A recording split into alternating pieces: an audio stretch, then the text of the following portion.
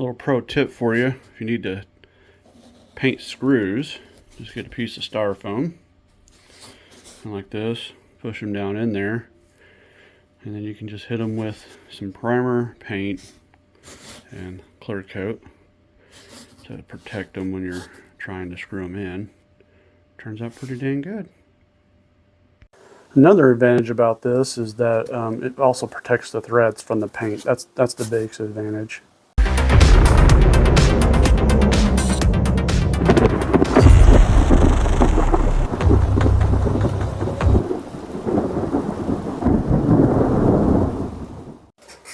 Wanted to give an update on the shoulder mechanism here. I know I did an assembly video several months ago on putting all this together.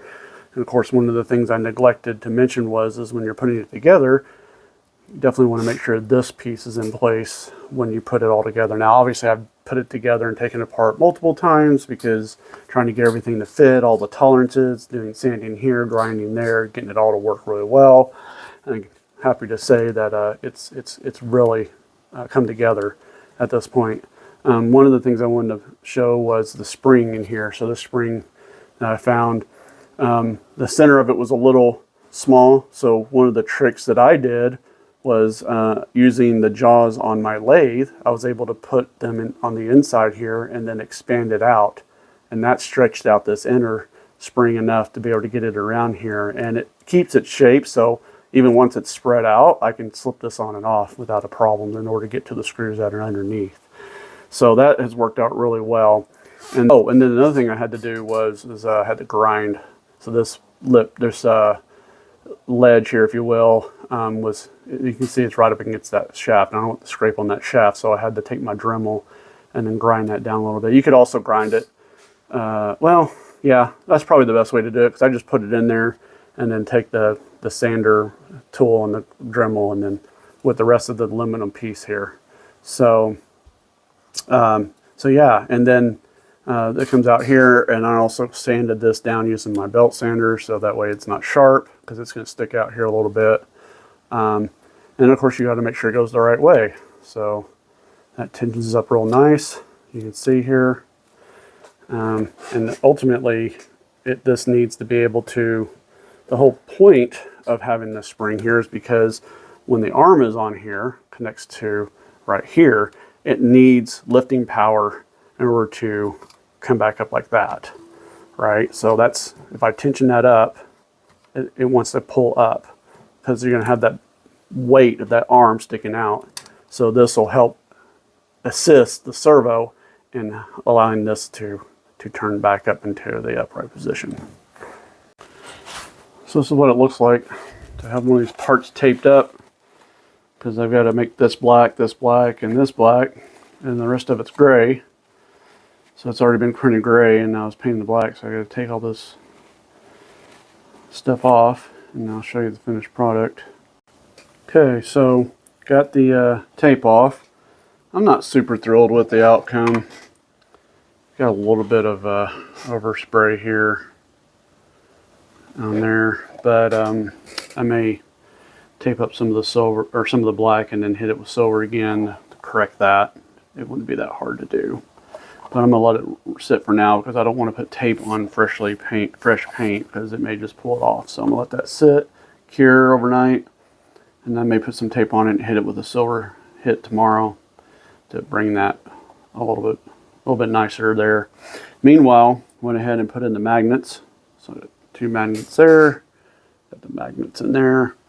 And then one thing, if you're putting one of these together, is you also want to sand on the inside here. So, because this actually goes down over this, and I noticed that it overhangs about that much, and it'll scratch this paint up if this is not smooth. So tried to make that as smooth as I could, so that way when it slides over, it has less chance of it scratching. It would be kind of nice if I had like a little felt, I didn't even think about that, maybe a little felt thing to put on here, keep it from scratching. That'd be pretty cool. I don't know if I have any material like that. That may be something I might look into, though. Keep that from scratching it up. So in prepping this top, One thing I noticed on the other one I did is when I put it on to the shoulder, it started scraping this paint a little bit. And I got to looking at this, look at these tops. If you don't prep the inside, it'll be a real problem. This, so you can see right here, it's got a lip on there. So I'm gonna take the X-Acto knife and take that lip off. And it also helps with it seating too, if it doesn't have that lip on there. But you can see that lip goes all the way around.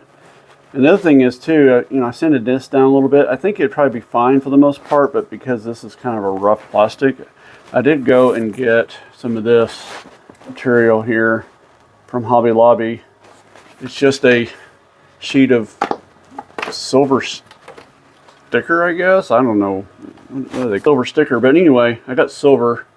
It's got adhesive on the back. And what I'm going to do is, and I already did this on the other one, is I'll stick it right on the inside here. And what that'll do is it'll give kind of a real nice slick surface for it to slip on and off. But it also makes, it's real tight once it's on there. It's not like it's going to come off. I did try a foam in there. The problem is the foam is too thick. So it's such a tight tolerance, it'll never work. But this sticker doesn't take up hardly any space there. So that actually works out really well. All right, so touch these up. You can kind of see where some blade marks are there, but I got all the edge off from around it. And then I applied a sticker, just nice right there on the inside. And then show you how this goes on here.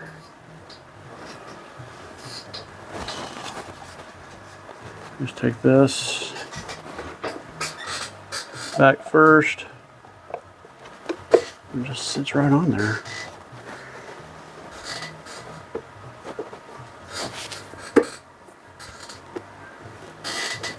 Just like that.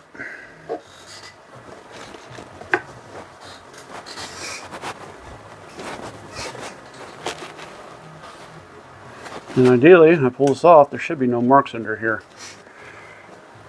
We'll see. Golly, see, it's on there pretty good because it's got those magnets in there. Let me put this down just for a sec. All right. Yeah, see? Nice and clean. No problems. Now, just taking off this edge here might have saved my paint, but I think adding that sticker helps too. All right, worked on this.